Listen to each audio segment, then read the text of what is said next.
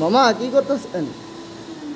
আমরা কাজ করতেছি, ঘর কানিজ করতেছি, রুম এটা হলো মুখ না সাথে এটা কানিজ কার্পেটটা সুতা দিয়ে মারতে মানুষ তো মনে করে যে সৌদি আরব প্রবাস যারা আছে এরা মনে টাকার বস্তা, টাকা মনে এমনি ফাড়াই দিন যা টাকা যে কি করে ফাড়ান লাগে এটা যারা কাজ করে হেরা বুঝে, বুঝছো?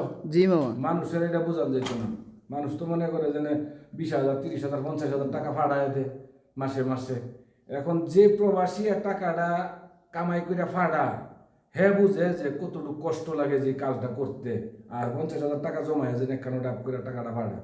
এখন যারা বাংলাদেশে যারা আছে ফ্যামিলির, তারা তো আর এই জিনিসটা বোঝে না। তারা কি করে মনে করছে যে 50,000 টাকা এক মাসে ফাড়াইছে, সামনের মাসে মনে আরো বেশি ফাড়াইব, খরচ কর দুম্পা টাকা করে খরচ করবো, বুঝছো? এই যে একটা ঈদ গেছে, প্রবাসীদের বউয়ের জন্য মার্কেটে যায় সিরিয়াল পাওয়া যায় না, কারণ তার কাছে ক্যাশ টাকা, টাকার একটা গরম আছে, কিন্তু অন্য মানুষের তো পারে না।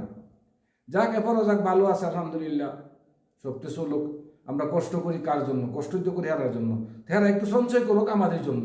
জি মামা। কিছু কিছু করে জমায়া, তিলে তিলে বলে তাল, তিল তিল করে যদি কিছু কিছু জমা, তখন মনে করো আমরা একবারে গেলে দেশে যাই কোনো কিছু একটা করতে পারবো আর কি।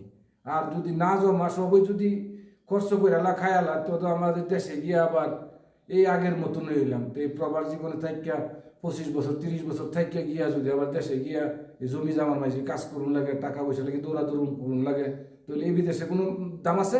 না মামা। কিচ্ছু দাম নেই, এটা বুঝতে হবে ফ্যামিলি ফেরা, বুঝছো? জি মামা। আচ্ছা ঠিক আছে, হইলো, ভালো থেকো, পরে কথা হবে ইনশাআল্লাহ। ওকে, নেক্সট ভিডিওতে। আল্লাহ হাফেজ।